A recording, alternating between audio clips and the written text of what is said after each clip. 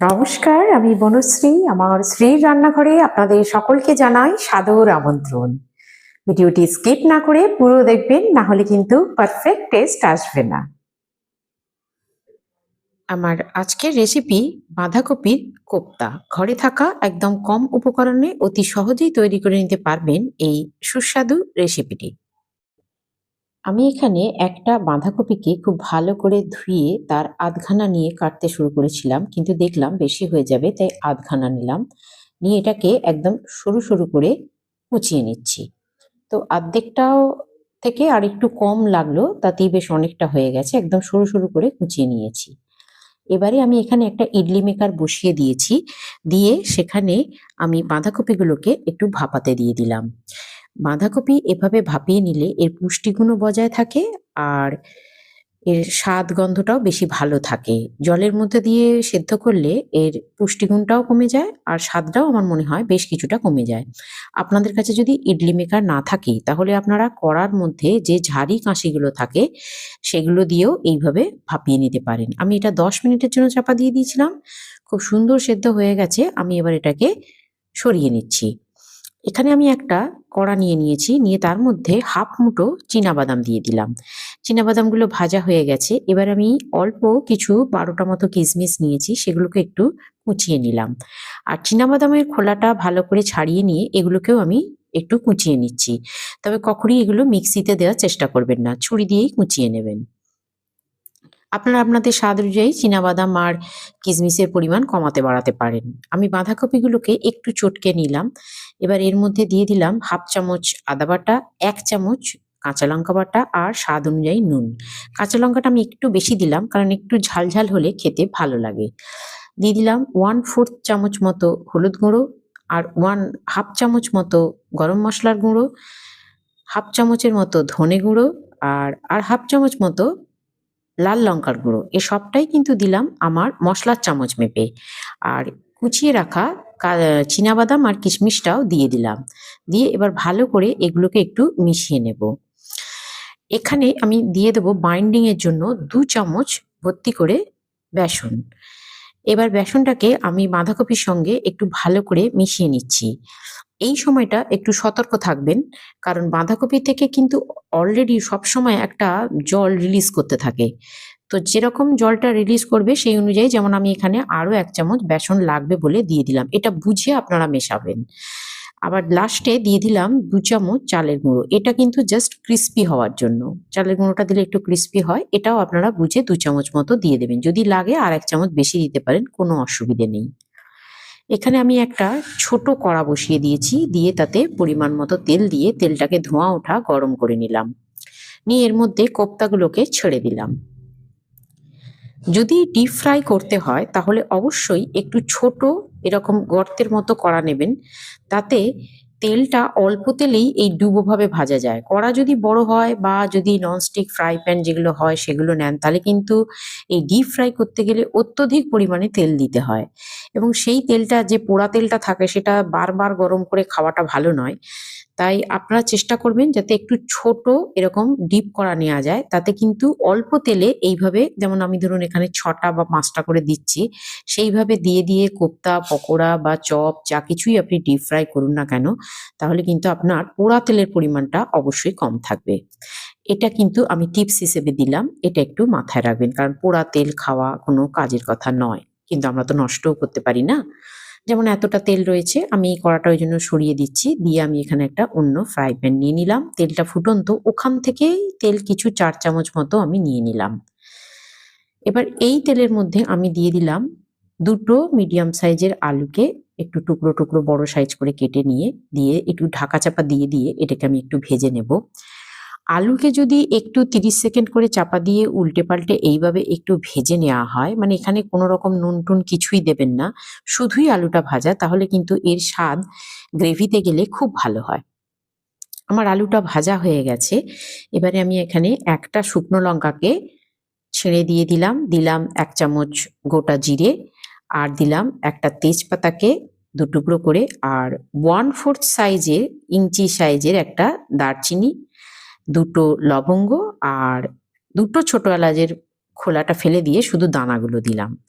এগুলোকে একটু নাড়াচাড়া করে দিয়ে দিলাম 1 চামচ আদা বাটা। আদা বাটাটা দিয়ে একটু কাঁচা গন্ধ চলে যাওয়া পর্যন্ত নাড়াচাড়া করব। তবে এই সময়টা একটু সাবধানে থাকবেন, খুব কিন্তু ছিটকায়। আদা বাটার কাঁচা গন্ধটা প্রায় চলে এসছে। এবার এই সময় দিয়ে দেবো 1 চামচের একটু বেশি পরিমাণ চিনিটা দিলাম আমি। চিনিটা যতক্ষণ গলতে শুরু করবে ততক্ষণ একটু নাড়াচাড়া করব। চিনিটা যেই গলে যাবে এবার এর মধ্যে দিয়ে দিলাম 1/2 চামচ হলুদ গুঁড়ো আর 1 চামচ কাশ্মীরি লাল লঙ্কার গুঁড়ো।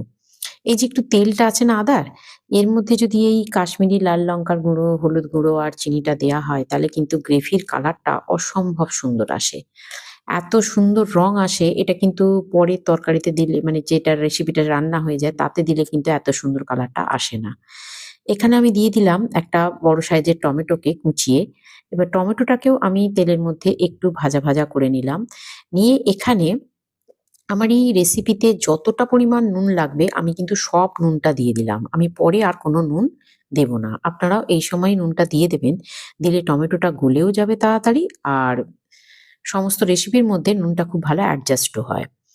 এবার আদা বাটার বাটিতে একটু জল দিয়ে সেই জলটা এখানে দিয়ে দিলাম। দিলাম 1/2 চামচের মতো ধনে গুঁড়ো, 1/2 চামচের মতো জিরে গুঁড়ো। দিয়ে আমি 30 সেকেন্ডের জন্য একটু চাপা দিয়ে দিলাম।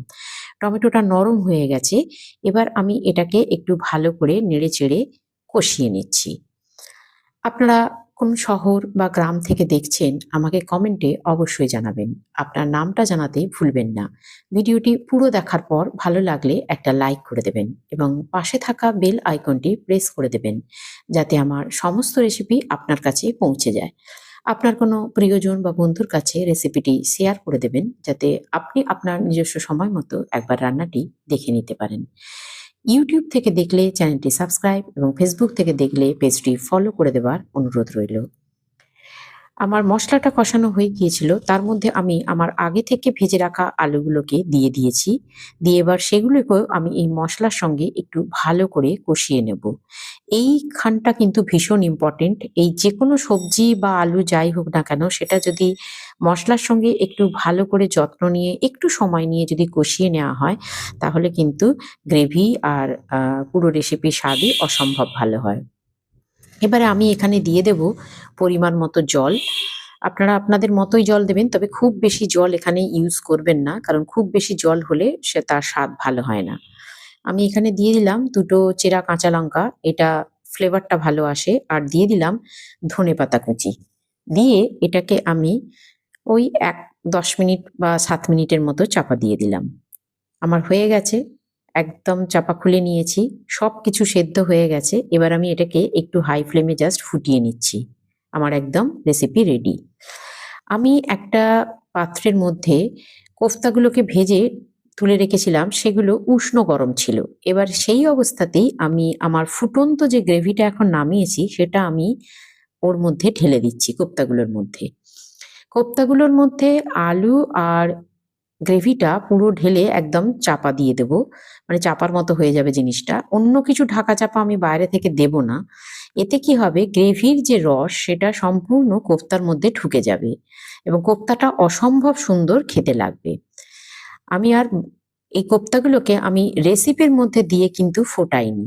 রেসিপির মধ্যে যদি কোপ্তা দিয়ে ফোটাতাম তাহলে কিন্তু কোপ্তাগুলো ভীষণ নরম হয়ে যেত আর ক্রিস্পিনেসটা পুরোপুরি চলে যেত। আমি ৫ মিনিট পর ফিরে এসেছি। এবার কোপ্তাগুলোকে আমি নিচে থেকে ওপরে তুলে নিয়ে আসছি। কারণ যতটা রস ঢোকার এর মধ্যে ঢুকে গেছে আর বেশি এর মধ্যে নরম করার কোপ্তাগুলোকে দরকার নেই। এতে কোপ্তাগুলো খেতে খুব ভালো লাগবে। আর আপনাদের সার্ভ করতেও খুব সুবিধা হবে। তাই কোপ্তাগুলোকে ৫ মিনিট পর ওপরে তুলে দেবেন। একদম খুব সুন্দরভাবে আমার ডিশটা রেডি হয়ে গেছে। দুপুরে বা রাতে গরম ভাতের সঙ্গে বা লুচি, রুটি, পরোটা সবকিছুর সঙ্গে খেতেই খুবই ভালো লাগবে। নিরামিষ দিনে এই রেসিপিটি আপনাকে আজ কি রান্না করব এই চিন্তা থেকে অবশ্যই মুক্তি দিতে পারে। বাড়িতে কোনো অতিথি এলেও আপনি এই রান্নাটা অবশ্যই করে দেখতে পারেন। ভালো লাগবে তাদের নিশ্চয়ই। আমি যে কোফতাগুলো ভেজেছিলাম তার মধ্যে কিছু আমি আলাদা করে রেখে দিয়েছি। এই কোফতাগুলো সন্ধেবেলা চায়ের সঙ্গে স্ন্যাক্স হিসেবে বা যারা সন্ধেবেলা আমরা বাঙালিরা অনেকেই মুড়ি খান টিফিন হিসেবে, মুড়ির সঙ্গেও কিন্তু এই কোপ্তাগুলো খেতে অসম্ভব ভালো লাগে। বা বাড়িতে যদি কোনো অতিথি এসে থাকে চটজলদি হাতের কাছে কিছু নেই, তাহলে কিন্তু আপনারা এগুলো বানিয়ে কোপ্তাগুলো আপনারা এমনি স্ন্যাক্স হিসেবে সার্ভ করতে পারেন। অবশ্যই তাদের ভালো লাগবে। বাড়িতে একদিন অবশ্যই রেসিপিটি ট্রাই করবেন।